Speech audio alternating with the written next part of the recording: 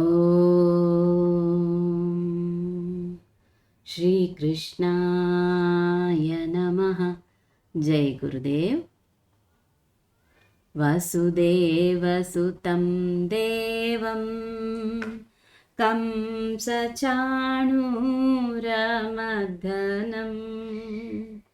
దేవకీ పరమానందం కృష్ణం వందే జగద్గురుం. అతసీ పుష్పసంకాశం హారనూపురశోభితం రత్నకంకణకేయూరం కృష్ణం వందే జగద్గురుం. ఉత్ఫుల్లపద్మపత్రాక్షం నీలజీమూతసన్నిభం యాదవానాం శిరోరత్నం కృష్ణం వందే జగద్గురుం. మందారగంధసంయుక్తం చారుహాసం చతుర్భుజం బరిహి పింఛావచూడాంగం కృష్ణం వందే జగద్గురుం.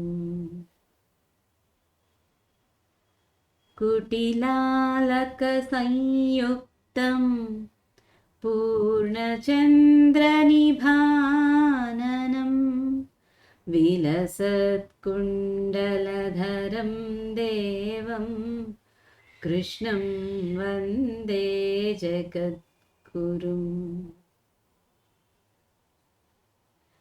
రుక్మిణీకేళిసంయుక్తం పీతాంబరసుశోభితం అవాప్తతులసీగంధం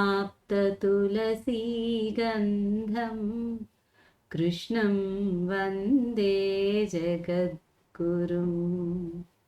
గోపికానాం కుచద్వంద్వ కుంకుమాంకితవక్షసం శ్రీనికేతం మహేశ్వాసం కృష్ణం వందే జగద్గురుం. శ్రీవత్సాంకం మహోరస్కం వనమాలా విరాజితం శంఖచక్రధరం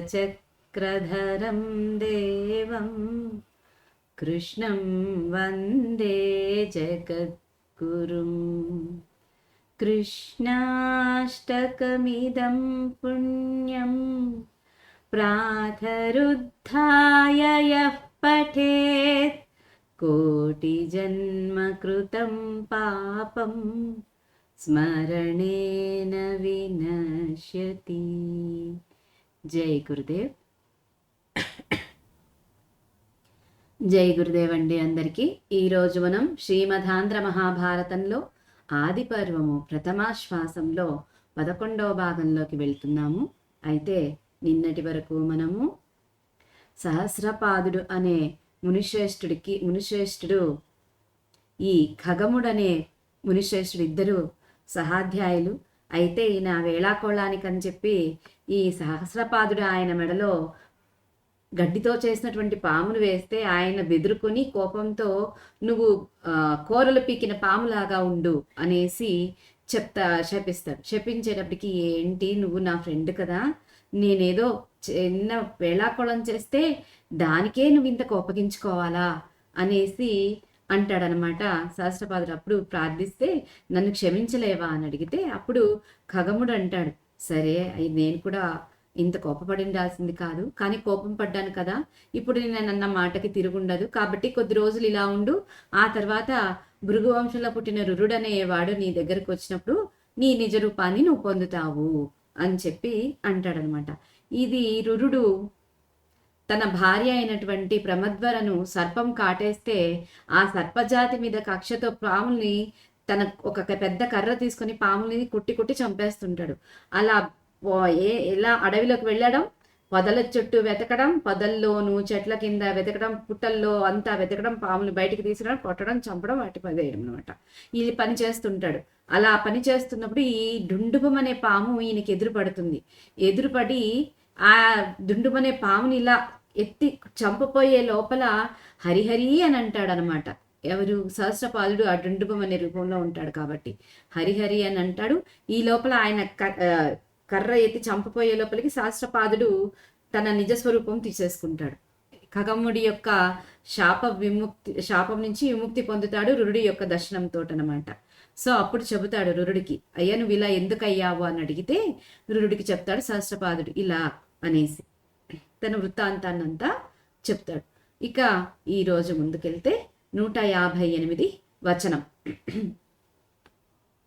అయ్యా నీవు బ్రాహ్మణుండవు, భృగువంశ సముత్పన్నుండవు, సర్వగుణ సంపన్నుండవిది ఏమిదొడంగి, తిట్టిదారుణ క్రియారంభంబు క్షత్రియులకుంగాక బ్రాహ్మణుల కుంజనునే, బ్రాహ్మణుల హింసాపరులరులు సేయు హింసలు వారించు పరమ కారుణ్య పుణ్యమూర్తులు, జనమేజయుండను జనపతి చేయు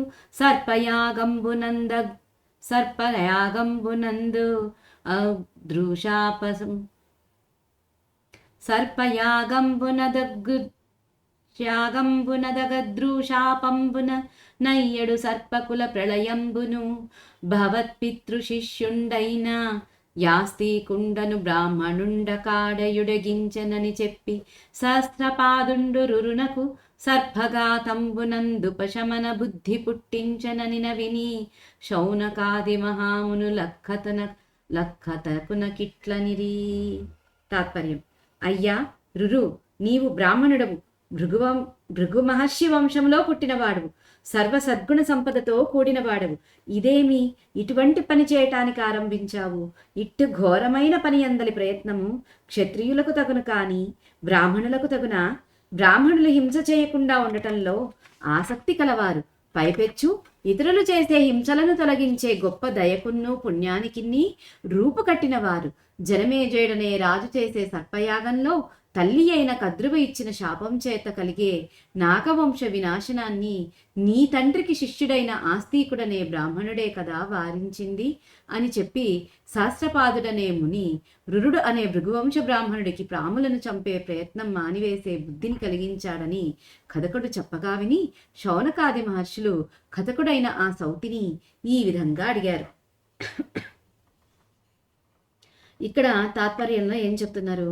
అక్కడ సహస్రపాదుడు అంటున్నాడు, ఏమయ్యా రురు, నువ్వెలాంటి వాడివయ్యా? నువ్వు పెద్ద బ్రాహ్మణుడివి, అది ఎలాంటి వంశంలో పుట్టావు? భృగు మహర్షి వంశంలో పుట్టిన వాడివి నువ్వు. సర్వ సద్గుణ సంపదంతో ఉన్నటువంటి వాడివి నువ్వు. మామూలు వంటి వాడివా? అలాంటి వాడివి కాదే, ఇంతటి సద్గుణాల పెన్నిది నువ్వు. అలాంటి వాడివి ఇలాంటి పని చేయడం ఎందుకు ప్రారంభించావయ్యా? ఇంత ఘోరమైన పని చేస్తున్నావే, ఇది ఎలాంటి క్షత్రియులకు కానీ బ్రాహ్మణులకు కానీ ఇలాంటి పని కుదరదే. అసలు బ్రాహ్మణులకు హింస చేయటం అనేదే తగదు కదా, వాళ్ళు చెయ్యరు కదా. అలాంటి వేరే వాళ్ళు హింస చేస్తే వాళ్ళని ఆ హింసను వాళ్ళలో నుంచి తొలగిస్తారు. అలాంటి దయకు పుణ్యానికి మారు పేరు బ్రాహ్మణులు. ఇక జయమేజయుడు చేసే ఆ సర్పయాగంలో తల్లి అయిన కద్రువ ఇచ్చిన శాపం చేత నాగవంశ వినాశనాన్ని నీ తండ్రికి శిష్యుడైనటువంటి ఆస్తికుడనే బ్రాహ్మణుడే కదా వారించింది అప్పుడు అని చెప్పి సహస్రపాదుడనే ముని ఆ రురుడనే భృగువంశపు బ్రాహ్మణుడికి పాములను చంపివేసి పాముల్ని చంపే ప్రయత్నాన్ని మానేసే బుద్ధిని కలిగించాడని సౌతమహాముని చెప్తే శౌనకాది మహామునులు ఆ కథకుడు అంటే ఎవరైతే కథ చెప్తారో వాళ్ళని కథకుడు అంటారు. ఆ కథకుడైనటువంటి సౌతి అంటే సూతమహాముని ఈ విధంగా అడిగారు. 159 వరుల వలన బుట్టు నోటమియును నెగ్గుబరయకొండ నరసి పుత్రవరులా, దగిలి కాచునట్టి తల్లి సర్పములకు నేలయలిగి శాపమిచ్చెనయ్యా. తాత్పర్యం. కథకుడవైన ఓ సౌతి, ఇతరుల వలన కలుగు భయాన్ని కీడును పొందకుండా పరిశీలించి ఉత్తములైన కుమారులను వెంటబడి కాపాడునటువంటి తల్లియే పాములపై కోపించి ఎందుకు శాపమిచ్చింది చెప్పుము. ఇక తాత్పర్యంగా చెప్తున్నారు, కథకుడవైన ఓ సూతముని, ఇతరుల వలన ఎవరికైనా సరే వేరే వాళ్ళ నుంచి భయాన్ని చెడును పొందకుండా పరిశీలించి ఉత్తమంగా ఉండే కుమారులు ఉత్తంగా ఉండటానికి వాళ్ళని వెంట ఉండి కాపాడేటువంటిది తల్లిది. అలాంటి తల్లే పాముల మీద కోపం పెట్టుకొని ఎందుకంత శాపం ఇచ్చిందో చెప్పు అని అడిగితే విశేషం. ఉదంత తద్ధర్మ విశేషణానికి అచ్చుపరమైనప్పుడు నుగాగమం అవుతుంది. పుట్టు మరియు ఓటమి, పుట్టునోటమి, కాచు మరియు అట్టి అంటే కాచునట్టి. 160 వచనం. అని సౌపర్ణాఖ్యాన శ్రవణ కుతూహల పరులై అడిగిన. తాత్పర్యం. అని గరుడునికి సంబంధించిన కథను వినుటయందు ఆసక్తి కలవారై శౌనకాది మహామునులు అడగగా తర్వాతి ఆశ్వాసంలోని ఆ కథకుండు అనే దానితో అన్వయం. ఇక్కడ తాత్పర్యంలో ఇది గరుడికి సంబంధించిన ఈ కథను వినటానికి శౌనకాది మునులు ఆసక్తితో అడిగితే ఆశ్వాసాంతం. 161. రాజకులాగ్రగణ్య మృగరాజ పరాక్రమ రాజరాజ విభ్రాజిత శుభ్రకీర్తి పరిపాండుర సర్వ దిగంతరాళ ఘోరాజిముఖోపలబ్ధ విజయ ప్రమదాశ్రిత బాహుదండ నిస్తేజిత వైరి వీర కులదీప మృడప్రియ విష్ణువర్ధన. తాత్పర్యం. చంద్రవంశశ్రేష్ఠుడా, సింహపరాక్రముడా, రాజరాజ, ప్రకాశించే నిర్మలమైన కీర్తి చేత తెల్లనైన అన్ని దిక్కుల మధ్య భాగాలు కలవాడా, భయంకరమైన రణరంగంలో పొందబడిన విజయమనే స్త్రీ చేత ఆశ్రయింపబడిన దండముల వంటి భుజాలు కలిగినవాడా, ఓడింపబడిన శత్రువీరులు కలవాడా, కులాన్ని ప్రకాశింపచేయువాడా, శివుడికి ప్రీతిపాత్రుడైనవాడా, విష్ణువర్ధన బిరుదాంకితుడా. ఇక తాత్పర్యంలో ఏం చెప్తున్నారు?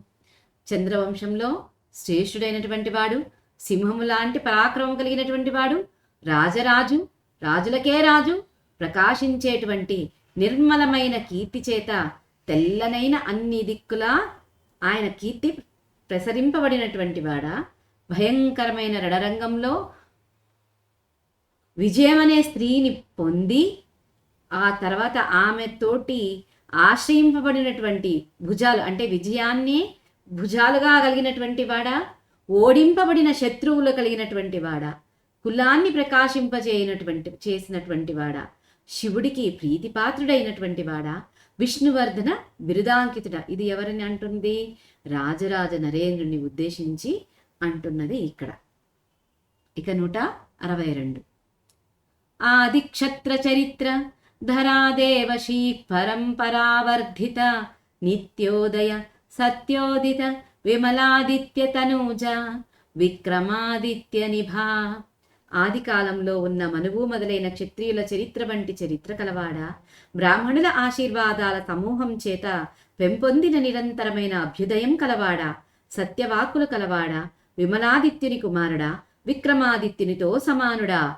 ఇక నన్నయ్య గారు ఇక్కడ రాజరాజ నరేంద్రుని యొక్క గుణగణాలను మళ్ళీ ప్రశంసిస్తున్నాడు. ఆయన ఆది కాలంలో మనువు ఇంకా ఎంతో మంది ఉన్నతమైనటువంటి క్షత్రియుల చరిత్రలు ఎలా ఉంటాయో అలాంటి చరిత్ర కలిగినటువంటి వాడట ఈ రాజరాజ నరేంద్రుడు. ఇక బ్రాహ్మణులందరి ఆశీర్వాదాల సమూహంతో పెంపొందించినటువంటి నిరంతరమైనటువంటి అభ్యుదయం కలిగినటువంటి వాడట రాజరాజ నరేంద్రుడు. ఎప్పుడు కూడా సత్యాన్ని పలికేవాడట రాజరాజ నరేంద్రుడు. ఇంకా ఈయనెవరు? విమలాదిత్యుని కొడుకట. ఇక ఎలాంటి వాడట? విక్రమాదిత్యునితో సమానుడైనటువంటి వాడట ఆయన. అంటే రాజరాజ నరేంద్రుడు ఆయన తన కాలంలో తెలుగుని ఎంతో ఉద్ధరించాడు. అలాగే అప్పుడు ఆయన తన కాలంలో బ్రాహ్మణులను ఎంతో సంస్కరించాడు. అంటే వాళ్ళని ఎంతో ఆదరించి వాళ్ళకు అగ్రహారాలనిచ్చి వాళ్ళని ఎంతో ఆనందంగా చూసుకునేవాడు, ప్రేమతో చూసుకునేవాడు ప్రజల్ని, ఇక బ్రాహ్మణుల్ని. ఆ తర్వాత అన్ని కళలను పోషించేవాడనమాట ఈ రాజరాజ నరేంద్రుడు. అందుకే రాజరాజ నరేంద్రుడిని మనువు లాంటి వాడితో పోలుస్తాడు. అలాగే రాజరాజ నరేంద్రుడిలో కూడా భక్తి కూడా అసామాన్యమైనటువంటి భక్తి. ఎంతటి భక్తి అంటే శివుడు అంటే ఆయన అంత ప్రాణం అనమాట. అందుకే ఇక్కడ కిందటి శ్లోకంలో చెప్తున్నారు, శివుడంటే శివుడికి ప్రీతి పాత్రుడైన వాడు, అంటే శివుడికి, ఈయనకు శివుడు అంటే ఇష్టం కాడు, శివుడికే ఈయనంటే ఇష్టము అని చెప్పి చెప్తున్నాడు నన్నయ్య. అంతటి భక్తి అన్నమాట రాజరాజ నరేంద్రుడికి. వేదాలు ఏదైతే బోధిస్తాయో దానిని సక్రమంగా ఆయన చక్కగా పాటించాడు. అందుకనే మనువు దగ్గర నుంచి ఆయన పోలుస్తూ వచ్చాడు నన్నయ్య గారిని. 163. నిరవధ్య నరేశ్వర నిత్య నిరంతర ధర్మమతి గుణధామ జగత్ పరిపూరిత కీర్తి విభాసి విభాకర తేజ నృపోత్తమ కాంతి నిధి.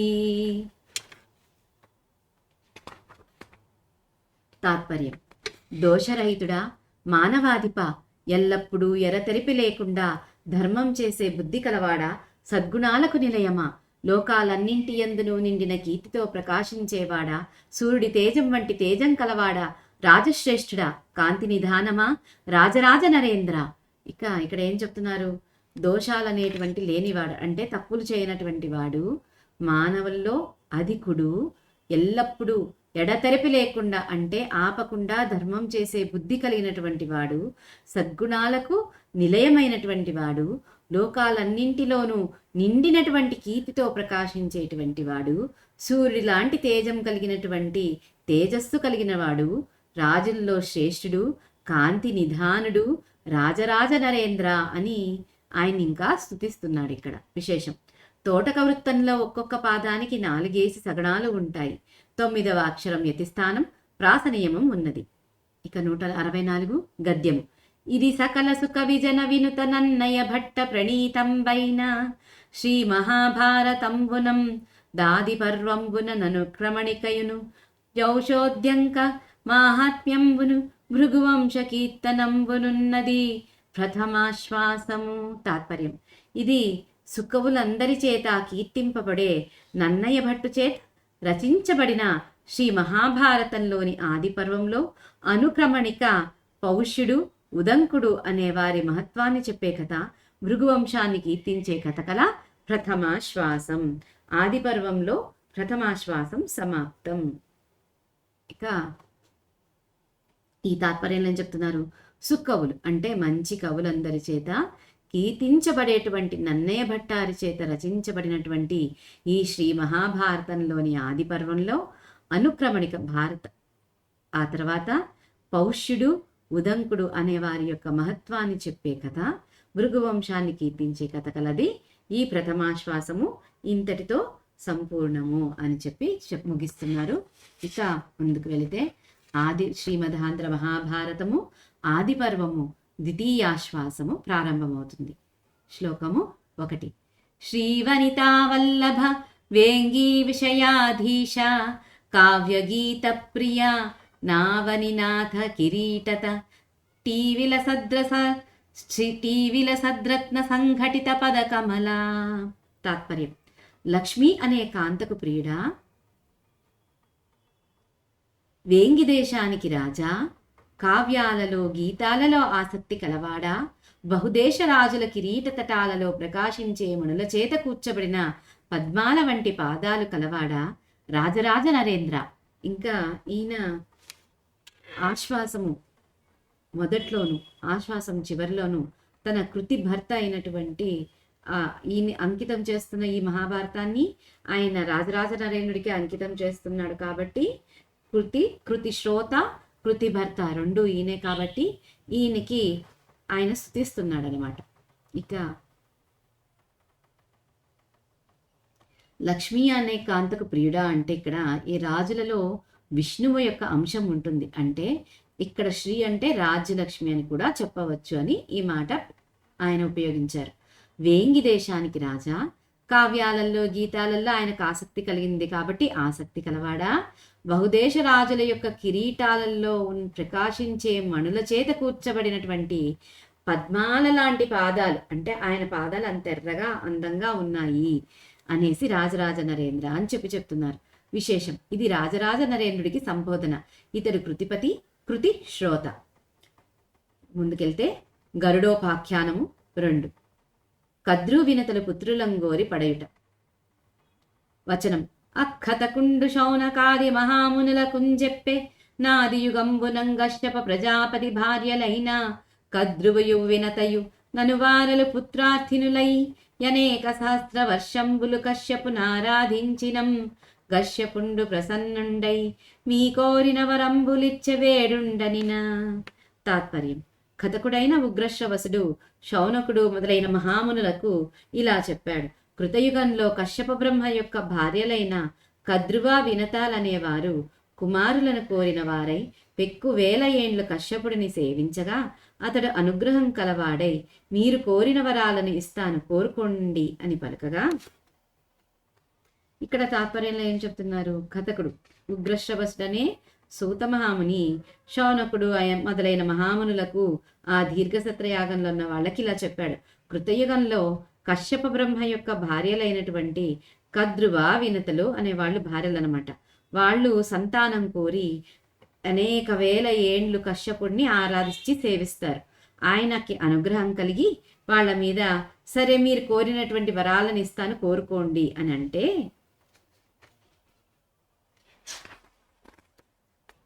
మూడు అనల తేజులు దీర్ఘదేహులు నైన ఎట్టి తనూజులన్ వినుత సత్పుల గోరె గద్రువ వేవురంగడు వేట్కతో వినత గోర సుపుత్రులన్ భుజ వీర్యవంతుల వారి కంటను బలాదికులైన వారి గడింది వీరులనిద్దరన్. తాత్పర్యం: అగ్నివలే ప్రకాశించే వారును పొడవైన దేహాలు కలవారును ప్రసిద్ధి పొందిన బలం కలవారును అయిన 1000 మంది కుమారులను కద్రువ మిక్కిలి సంతోషంతో కోరింది. వినత ఆ కద్రువ కుమారుల కంటే బలంలో గొప్పవారును బాహువుల బలం కలవారును అయిన 2 మంచి కుమారులను కోరింది. ఇక్కడ ఏం చెప్తున్నారు? అగ్నిలాగా ప్రకాశించే వాళ్ళు, పొడవైన శరీరాలు కలవాళ్ళని, అలాగే ప్రసిద్ధమైన బలం కలవారికి కావాలి అనేసి, అలాంటి కొడుకులు 1000 మంది కావాలి అనేసి ఎంతో సంతోషంతో కద్రువ కోరిందట. ఇక వినత అయితే నాకు ఆ కద్రువ కొడుకుల కంటే కూడా బలంలో వాళ్ళకంటే ఎంతో గొప్పగుండాలి, ఎంతో భుజబలంలోనూ గొప్పగుండాలి, మంచి వాళ్ళుగా కూడా ఉండాలి అని 2 మంచి కొడుకుల్ని కోరిందట వినత. విశేషం: తరల వృత్తానికి ప్రతిపాదంలోనూ నభరస జజగ అనే గణాలు ఉంటాయి. 12వ అక్షరం యతి, పాదానికి 19 అక్షరాలు ఉంటాయి. వచనం 4. కశ్యప ప్రజాపతి తొల్లి పెద్ద కాలంబు తపంబు చేసి పుత్ర కామేష్టి చేసెగావున గద్రువకు వేవురు కొడుకులను వినతకు 2 కొడుకులను వారు కోరిన ఎట్ల ఇచ్చి గర్భంబులిమ్ముగా రక్షింపవనిచిన నయ్యిద్దరును దద్దయు సంతసిల్లియున్నంత గర్భంబులు గొండక కాలంబునకు నండంబులైన నయ్యండంబులు ఘృతకుండంబులంబెట్టి రక్షించుచునంత నేనూరేండ్లకు గద్రూభ గర్భాండంబులు తరతరంబయవిసిన నందుశేష వాసుక్యైరావత తక్షక కర్కోటక ధనంజయ కాళియ మణినాగా పూరణ పింజర కైలాపుత్ర వామన నీలానీల కల్మాష శబలార్యకోగ్రక కలశపోతక సురాముఖ దధిముఖ విమల పిండ కాప్త కర్కోటక శంఖవాలి శిఖ నిష్ఠానక హేమగుహ నహుష పింగళ బాహ్యకర్ణ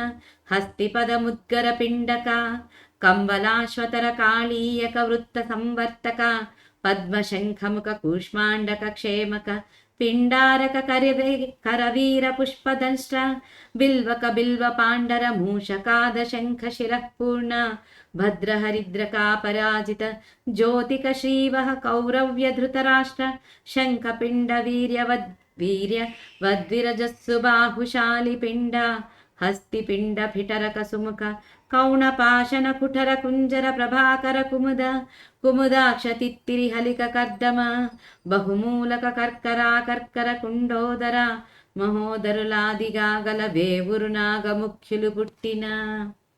తాత్పర్యం: పూర్వం కశ్యప బ్రహ్మ ఎక్కువ కాలం తపస్సు చేసి కుమారులను పొందగోరేవారు చేసే పుత్రకామేష్టి అనే యాగాన్ని చేశాడు. అలా చేయటం వలన కద్రువకు 1000 మంది కొడుకులను, వినతకు 2 కొడుకులను వారు కోరినట్లుగా ఇచ్చి గర్భాలను ఉపాయంతో కాపాడటానికి ఆజ్ఞాపించగా వారిద్దరూ మిక్కిలి సంతోషించారు. కొంతకాలానికి గర్భాలు అండాలుగా మారాయి. వాటిని నేతి కుండలలో ఉంచి రక్షిస్తుండగా 500 సంవత్సరాలకు కద్రువ గర్భంలోని అండాలు ఒకదాని తర్వాత ఒకటిగా పగిలి శేషుడు, వాసుకి, ఐరావతుడు, తక్షకుడు మొదలైన 1000 మంది పుత్రులు సర్పశ్రేష్ఠులు పుట్టారు. అయితే ఇక్కడ ఏం చెప్తున్నారు? కశ్యప బ్రహ్మ చాలా తపస్సు చేసి ఇక పుత్రకామేష్టి యాగం అంటే కుమారులను పొందాలి అంటే ఆ యాగం చేస్తారు. ఆ యాగం చేసి దాంతో కద్రువుకు 1000 మంది కొడుకుల్ని, వినతకి 2 కొడుకుల్ని వాళ్ళు కోరినట్లుగా వరమిచ్చి ఆ గర్భాలని ఉపాయంతో కాపాడడానికి ఆజ్ఞ చేస్తే వాళ్ళిద్దరూ సంతోషిస్తారు. కొంతకాలానికి వాళ్ళిద్దరి గర్భాలు అండాలుగా మారుతాయి. అయితే వాటిని నేతి కుండల్లో ఉంచి రక్షిస్తూ ఉంటే 500 సంవత్సరాలకి కద్రువ గర్భంలో అండాలు ఒకదాని తర్వాత ఒకటిగా పగిలి ఆ తర్వాత శేషుడు, వాసుకి, ఐరావతుడు, తక్షకుడు, కర్కోటకుడు, ధనంజయుడు, కాళీయుడు, మణినాగుడు, ఆపూరణుడు, పింజరకుడు, ఏలాపుత్రుడు, వామనుడు, నీలుడు, అనీలుడు, కల్మాషుడు, శబలుడు, ఆర్యకుడు, ఉగ్రకుడు, కలశపోతకుడు, సురాముఖుడు, దధిముఖుడు, విమలపిండకుడు, ఆప్తుడు, కర్కోటకుడు, శంఖుడు, వాలిషికుడు, నిష్ఠానకుడు, హేమగుహుడు, నహుషుడు, పింగళుడు, బాహ్యకర్ణుడు, హస్తిపదుడు, ముద్గరుడు, పిండకుడు, కంబలుడు, అశ్వతరుడు, కాళీయకుడు, వృత్తుడు, సంవర్తకుడు, పద్ముడు, శంఖముఖుడు, కూష్మాండకుడు, క్షేమకుడు, పిండారకుడు, కరవీరుడు, పుష్పదంశుడు, బిల్వకుడు, బిల్వపాండరుడు, మూషకాదుడు, శంఖశిరుడు, పూర్ణభద్రుడు, హరిద్రకుడు, అపరాజితుడు, జ్యోతికుడు, శ్రీవహుడు, కౌరవ్యుడు, ధృతరాష్ట్రుడు, శంఖపిండుడు, వీర్యవంతుడు, విరజుడు, సుబాహువు, శాలిపిండు, హస్తిపిండు, పిఠరకుడు, సుముఖుడు, కౌణపాషణుడు, కుఠరుడు, కుంజరుడు, ప్రభాకరుడు, కుముదుడు, కుముదాక్షుడు, తిత్తిరి, హలికుడు, కద్దముడు, బహుమూలకుడు, కర్కరుడు, అకర్కరుడు, కుండోదరుడు, మహోదరుడు, ఇంకా అలా 1000 మంది సర్పశ్రేష్ఠులు పుడతారనమాట. ఇక 5 అనూరుడు జరించి వినతకు శాపమిచ్చుట. తన గర్భాండంబుల రెంటను వ్రియనందనులు వెలువడిమి నతి లజ్జావనతయై వినత పుత్రార్థినియకయండంబు విగతధృతిన వీంచెన్.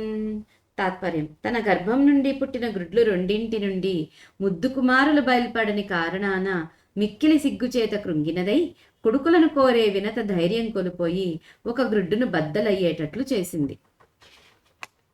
ఇక ఏమవుతుంది?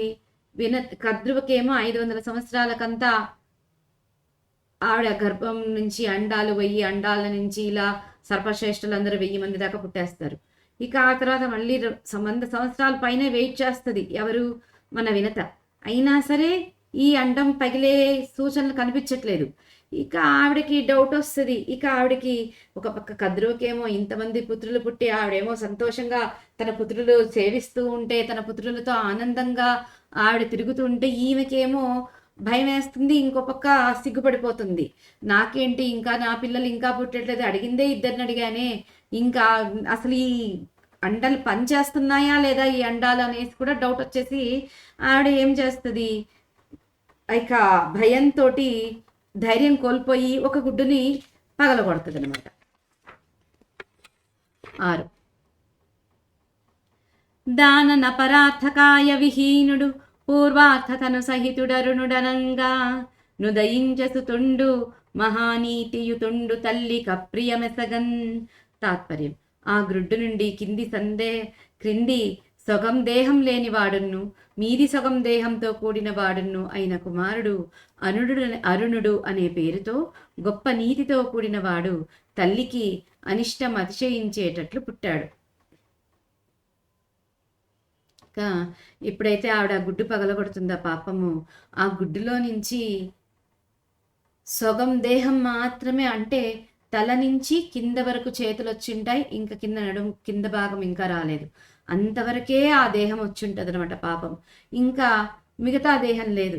అలాంటి తేజోమయమైనటువంటి అరుణుడు అనే పేరుతో గొప్ప నీతిమంతుడు అనమాట ఈ అరుణుడు. ఆ అరుణుడు పుడతాడనమాట. ఆయన పుట్టడం తల్లికి కష్టం కలిగేటట్లు ఇక ఆయన శాపమిస్తాడనమాట. ఎందుకంటే శరీరం ఇంకా డెవలప్ వృద్ధి కాకోకుండానే ఆవిడ అండాన్ని పగలగొట్టేసింది, వెయిట్ చేయకోకుండా కదా. అది ఇప్పుడు ఆ ప్రాణికి ఎంత సంకటం చెప్పండి, ఆ అబ్బాయికి కదా. 7 వచనం. ఇట్లు వికలాంగుండై పుట్టిన యనూరుండు వినతకు నలిగి నన్ను సంపూర్ణ శరీరుంగానీక ఎండంబ వీంచిన యవనీతవుగావున నీవు నీ సవతికి దాసివై ఏనూరేండ్లుండుమని శాపంబిచ్చి ఇంక నీ 2వ ఎండంబు తనకు దాన యవియునంతకు నుండని మిందు బుట్టెడు పుత్రుండు మహాబల పరాక్రమ సంపన్నుండు నీ దాసీత్వంబు బాపునని చెప్పి సూర్యరథ సూతుండయ్యరిగే వినతయునయ్యండంబతి ప్రయత్నంబున రక్షించుకొనియుండెనంత.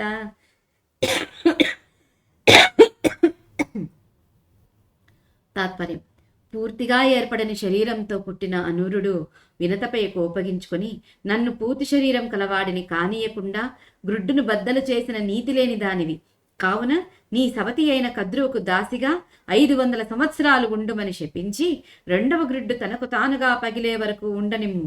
ఈ గ్రుడ్డు నుండి పుట్టపోయే కుమారుడు గొప్ప బలంతోనూ పరాక్రమంతోనూ కూడినవాడు, అతడు నీ దాసితనాన్ని పోగొడతాడు అని తెలిపి సూర్యుడికి రథసారథిగా వెళ్ళాడు. వినత కూడా మిక్కిలి జాగరూకతతో ఆ గుడ్డును రక్షించుకొని ఉంది. ఇక ఎప్పుడైతే పాపం పూర్తి శరీరంతో పుట్టినటువంటి ఆ అనూరుడు వినతపై కోపం తెచ్చుకొని నన్ను పూర్తి శరీరం లేకోకుండా చేశావు కాబట్టి నువ్వు నీతి లేని దానివి కాబట్టి నువ్వు నీ సవతి అయినటువంటి కద్రువుకి దాసిగా 500 సంవత్సరాలుండు అని శపిస్తాడనమాట. ఇక 2వ గ్రుడ్డు తనకు తానుగా పగిలేంత వరకు దాన్ని అలాగే ఉంచు, నువ్వు దాన్ని పగలగొట్టకు.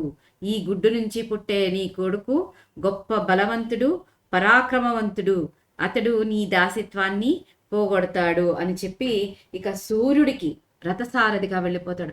సూర్యుడంటే ఎంత పరాక్రమశాలి, ఆయన ఒక్క రథం మీద ఈ ప్రపంచాన్నంతా ఒక్క నిమిషం కూడా రెస్ట్ తీసుకోకుండా ఆయన ఈ కాలచక్రాన్ని నడిపించేటువంటి వాడు ఆయన సూర్యనారాయణుడు. అలాంటి సూర్యనారాయణుడికి రథసారథిగా వెళతాడు ఈ అనూరుడు. ఈ రోజుటికి మహాభారతం స్వస్తి.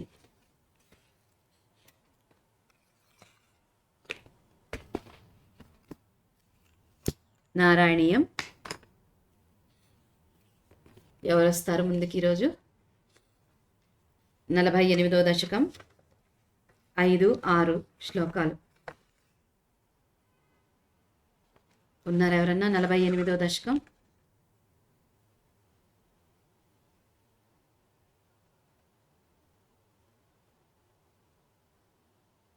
ఎవరు లేరంటే నేను చదువుతాను.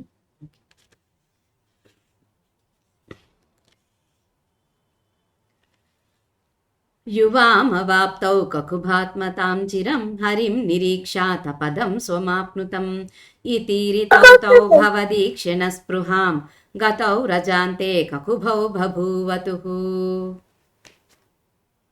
మధాంధులారా, మీరు ఇద్దరును చాలా కాలము మద్ది చెట్లుగా పడియుండు. శ్రీహరి దర్శనమైన తర్వాత మీరు మరల మీ పూర్వరూపములను పొందగలరు అని ఆ మహర్షి పలికెను.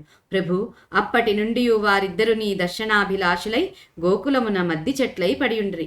రాణభట్ట తిరువారు చెప్తున్నారు, ఎప్పుడైతే ఈ నలకూబర మణిగ్రీవులు మన నారదుల వారిని అవమానం చేస్తారో నారదుల వారు చెప్తారనమాట, మీకు బాగా మదంతో గుడ్డి వాళ్ళు అయిపోయారు కాబట్టి వీళ్ళిద్దరూ చాలా కాలం పాటు మద్ది చెట్లుగా పడి ఉండండి. ఎప్పుడైతే శ్రీహరి దర్శనం అవుతుందో అప్పుడే మీరు మళ్ళీ మీ పూర్వ రూపాలని పొందుతారు అని మహర్షి పలుకుతాడనమాట. కాబట్టి ప్రభు, అప్పటి నుంచి వాళ్ళిద్దరూ నీ దర్శనం కోసం ఈ గోకులంలో మద్ది చెట్లై పడి ఉన్నారయ్యా అని చెప్పి నానబట్ట తిరివారు చెప్తున్నారు ఇక్కడ. 6 అతంద్రమింద్రద్రయుగం తథావిధం సమేయుషామంతరగామినా త్వయా తిరాయితోలూఖలనిరోధనిర్దుతౌ చిరాయ జీర్ణౌ పరపాతితౌ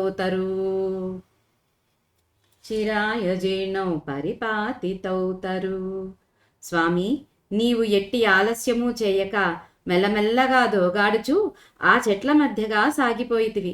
చాలా కాలము నుండి శిథిలావస్థకు చేరియున్న ఆ 2 చెట్లును నీవు ఈడ్చుకొని వచ్చుచున్న రోటి తాకిడికి పడిపోయినవి. ఇంకా చెప్తున్నారు ఇక్కడ నానబట్టితివారు. స్వామి, నడుముకి ఏం చేసింది? యశోదమ్మ తాడును కట్టేసి ఆ తాడును రోకటి కట్టేసి వెళ్ళిపోయింది. ఈయన స్వామి, ఇది నీకు తెలుసు కదా, కాబట్టి మీ అమ్మ అలా వెళ్ళిపోగానే నువ్వు ఆలస్యం చేయకుండా మెల్లమెల్లగా దోగాడుకుంటూ చెట్ల మధ్యలో నుంచి వెళ్ళిపోయి చాలా కాలం నుంచి ఇక శిథిలావస్థకు చేరుకొని ఉన్నాయి ఆ 2 చెట్లు. దాన్ని నువ్వు ఆ 2 చెట్ల మధ్యలో రోటి నీడ్చుకొని వచ్చేటప్పటికి ఆ రోటి తాకడికి ఆ 2 మధ్య చెట్లు పెళ్ళపెళ్ళామని పడిపోయాయి తండ్రి అని చెప్పారు ఇక్కడ. ఈ రోజుటికి ఇంతటితో స్వస్తి.